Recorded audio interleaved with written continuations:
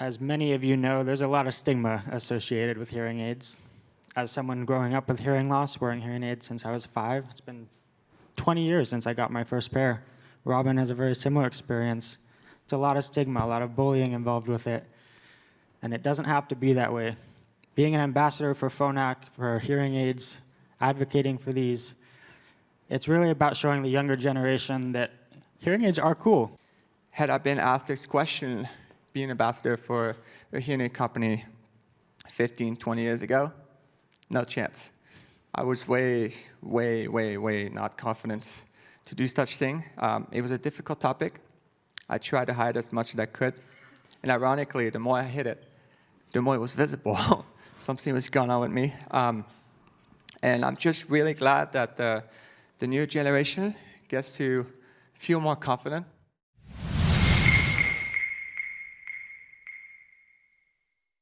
Well, thanks, guys. I really appreciate you joining me tonight. I want to introduce you just very briefly, and then you please tell everybody a few words about yourself. Yeah. Robin Gillon, championship skier, Yeah. and Aaron Small, Olympic kayaker. That's right. Thank you very much for being here. Yeah. I am going to do one other thing, and it is I'm going to put this on only because, not because I feel inadequate around you guys. It's my 2021 Boston Marathon. But also because my hearing loss journey is different than yours because it didn't start until I was older in my mid-50s, but running had a key influence on my adopting hearing aids later on in life. You guys had to, I would say that, stigma was less of an issue for me. It was more like, yeah, it's good enough. I don't have to worry about it. I'm busy, it's good enough. And I waited far too long. But I was already older and had a good sense of self, so stigma was not part of the problem. But for you guys, having hearing loss at a very young age, I understand how that works with young people. And so I love hearing about your journey and talking about your journey because it's so much different than mine. And I think one that'll have a greater impact on people when they see vibrant, accomplished people, on an elite level, embracing their hearing loss and making it part of who they are. So I very much appreciate Thank you. everything you've done, and including spending some time with me tonight. Thank you. So I think the first question I want to ask Robin is, I watched your video. It's an excellent video, by the way. And you talked about skiing in silence and how you really adapted the feel of the skis underneath you, whether it was on the snow or you're grinding, whatever. Yeah. Right? But you wear hearing aids when you're skiing as well, correct? Yes, I And do. so did skiing without hearing aids help you fine-tune your craft, but now you're also getting the audible cues when you're skiing, or how did that exactly evolve in your career? I love that you bring this up. Growing up, I always had my hearing aids, even though I was skiing. Sometimes I try to go without it. I think I preferred skiing with the hearing aids always, because it helped me make sure I could hear the wind. If I don't hear the wind, it could be extremely dangerous, given the jumps, the start of the jump that we jump. If there's a bit of tailwind or headwind, it could dramatically affect or give big consequences. So having hearing aids, as we all know, they can hear winds a little too much sometimes, but it was a safety thing at this point. It really helped me make sure I could gauge the speed properly. And also, I found it pretty awkward to ski without the hearing aids. I like when I was flipping, when I'm flipping through spins and whatnot, I can do it without the hearing aids, but I prefer with, because it helps me, it gives extra indication of what is actually happening on the outside, and I just want to put all my chances on one basket to make sure that I can be safe as possible. Okay, so yeah, a multi-sensory experience, and you want all of them working as well as possible. Exactly. Okay, now in your case, it's not so multi-sensory in that, at least as far as I understand it, right? It's more an auditory experience. Tell me about how adopting hearing technology helps you in your sport. So, the reality is water sports are always going to be challenging for people with hearing loss because most hearing aids aren't waterproof. Some of them are water resistant. I've had a waterproof pair before when I paddled with them, and it was incredible. But paddling is kind of like my silent happy choice. I'm hundreds of meters away from shore. There's no one easily to talk to me. I can just kind of tune out the world. I don't have to worry about listening to people and just focus on my training and feeling good in the boat. Hearing aids are an incredible technology, but that is the reality of it. Is sometimes there are times when you don't want to wear them and when you can't wear them. That's actually true. There are times when I'll deliberately root mine out just to kind of dim down the world a little bit. But I remember when I talked with you earlier, and I should say actually that it's a very different experience with the two of you, because I interviewed you before you went to Europe to compete in the Olympics. But I'd never met you in the flesh before. And you and I met at the spear launch, but I'd never talked with you on camera before. So it's pretty different. And in your case, I remember you telling me about interacting with the coaches. And how did that work? So I have the fair amount of hearing still, plus lip reading. I can get by on the water without hearing aids, but I do make sure to be very proactive on land. Before sessions, I'll communicate with the coach. I'll know exactly what the word that is, what kind of cues I'm focusing on. And during my time on the water, hearing aids are typically out. As soon as I get back on land or back in, I can communicate with my coach. We can talk about everything that I worked on. And he can give me visual cues too while we're paddling, like technique, hold your hands up here, or use your legs more, or stuff like that. Is he kayaking alongside you at that point? In a motorboat. Yeah. Okay. So he can kind of show me. Do you use a Roger for that case too sometimes? I have in the past, but I typically do. Okay. Yeah, of course, that's one thing to point out is the hearing aids are waterproof, but Roger is not. Yeah, we don't want to try that. Oops, yeah, that would be bad. That would be bad. Now, you had talked about, in the video, you talked about balance and a relationship between hearing loss and balance. And I can testify to that because I actually had to go get PT for balance. And I did that successfully. You, though, you require a level of balance far beyond what I do just to be able to walk level in daily life, right? Fair. And so, did the hearing loss affect your balance? Did you have to address your balance apart from your hearing loss? How do they interact with each other for you? Yeah, it actually did. My balance is technically, I mean, I was born this way, so I don't know any different. However, apparently when I was doing some physical tests alongside of my other teammates in the national team, I was sometimes a little bit behind on the balance stuff. And most importantly, unfortunately, I have to deal with epileptic vertigo. These are something that I can't control when they appear. It is not something I deal with every day. I don't, but they come in crisis. And I would say a couple times a year, unannounced, it would just show up and I'm done for the day pretty much. I experienced vertigo, lost the balance, and I think there's definitely something going on in my ears in terms of crystals not being put in place properly. And there's some other things that nobody had put their fingers on yet.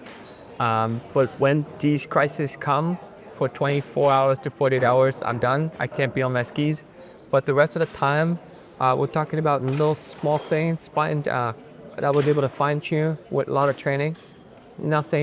No obstacle is great enough for me to not work hard enough to actually get it back. But it should definitely requires a little bit more time and focus on it. Okay. Yeah.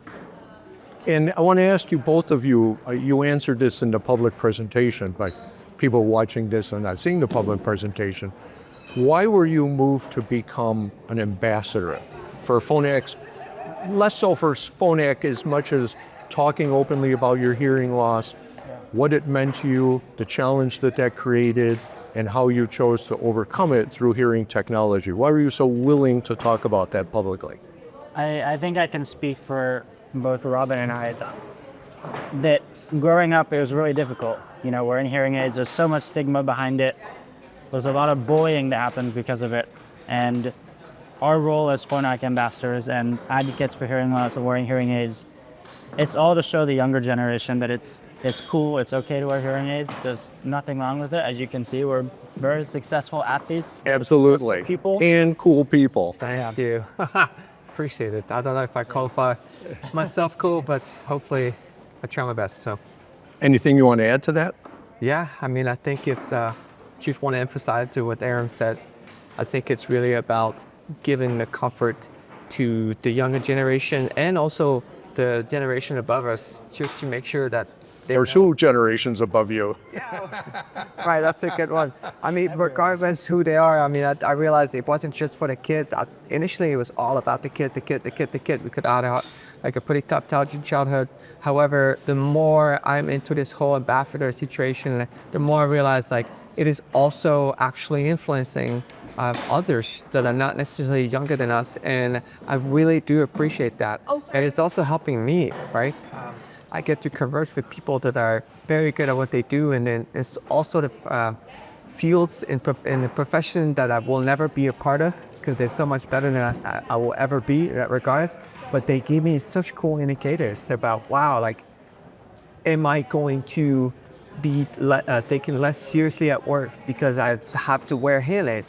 Well, I don't have straight answers for them, but what I can promise them is that the technology will have some feel better, and that the technology looks amazing now, that it shouldn't be seen as a medical device anymore. Kind of like walking hand by hand into the future together. Well, I love what you both said on so many different levels. Like, one is what you said about older people. How do you talk to people, or even kids? Like, how do you talk to people about, will people think I'm different because I wear hearing aids? So when I think about people my age, they're often hesitant because of the ageism in place in the workforce. They don't want to be seen with hearing aids because then they look old. And I tell them that you're going to act old and out of it when you miss things. You don't get the joke and all that. You're actually harming yourself. So yeah. And you guys are helping amplify that in two different ways. One is talking directly to people. Like, fashion is aspirational. When you see a fashion ad, it's like the self you dream of, right? Or if you're into athletics, you guys are the self we hacks dream of, right? And you're talking about it, so that projects upwards to older age groups as well. True. But I also think when you're talking to younger people, it not only helps them, but it also helps them think about people who have hearing loss, right? In other words, younger people see it as normalized through you guys. It weren't normalized. They don't bring that stigma when they meet anybody with hearing loss, even if they don't have hearing loss themselves. And I think that is amazing what you guys are doing on all those different levels. Thank you. Thank you. I mean, it really is all about the exposure. Yeah, and I very much appreciate that exposure. I have one final question for you. When you mentioned the Olympics and what it was like in the Olympics, are there any situations in like that kind of environment where you wish you had something different? Like, what would you tell Los Angeles for the Olympics and the Paralympics, how they could, in such a big thing, and of course it doesn't matter if it's the Olympics or the World Cup final or something, like, how do they enable people with hearing loss to fully participate on an even greater basis than you're able to today? That is such a great question. Yeah. Accessibility is huge in events like that, especially the Olympics. In the opening ceremonies, they actually had massive screens all around the stadium. And many of the screens had videos of the interpreter signing while the person was talking. And they had closed captioning, which is, you've got all these different accessibility features that are allowing us as hard of hearing individuals to get the full experience, the same as everyone else. And how is it with you when you're in a competition? I know it's different because it's not such a mass event, right? But you still have to communicate when you're at the top of the slope, ready to launch, this sort of thing. There's a lot of things going on for sure. First of all, I got to communicate with my coaches. There's definitely a crowds also, and bigger and sloped out skiing. All I can tell you is that it's crucial for me to be able to communicate with my coach. It's very crucial for me to communicate with the people on a talkie-walkie to let me know if the wind is bad or if the snow is sticky and little things like that. It really revolves around safety. Had I not been having proper hearing aids, it would have been very complicated to achieve those things. Yes, one thing to be communicating with my coach at the top and, you know, having to lip read him, but how do I communicate with the people at the bottom, right, that need to check it's snow sticky, when again, and they would just do the talkie-walkies. I need to have proper hearing aids. I need to be able to hear this. So I just always love technology, always love to put all my chances to my side to be able to perform in the best way I can. And that works for you, the walkie-talkies, for example, with the Vertos holding it up to your ear. With the technology you have today, it all works really good. Quite literally, yeah. It's Excellent. And on the snowmobiles too, in the backcountry, like when I'm way gone, away from the eyes, we communicate to each other with the radios, talkie-walkies, and So that's something over the years, the healings keep getting better and better. I used to have to put like the Talkie-Walks on like in my ears. Now I just literally leave them like, clipped into my ski jacket, and I have my helmet and everything is on, and I can hear totally fine. I just look like a complete normal person that never had hearing loss in the first place, which is kind of absurd to think about, given the severe hearing loss that I have. Excellent. Well, just the way you guys have, used the technology to the fullest to achieve the highest levels of your sports is fantastic. So thank you very much for joining me. Thank you. And now I did put I'm wearing the spheres because the sphere was the big announcement. Yes. But I do have the Vertos in the bag. Do you like them? I love the Vertos. I like the music quality is very good. I already did a podcast on them and gave my impressions, and I like them a lot. Yes. And the most fun part is we're going to have a 3-way Verto beer pong tournament, tossing them into that magnetic charger downstairs. So the boss is very, that's very Thanks a lot, guys. Appreciate you joining me. Thank you.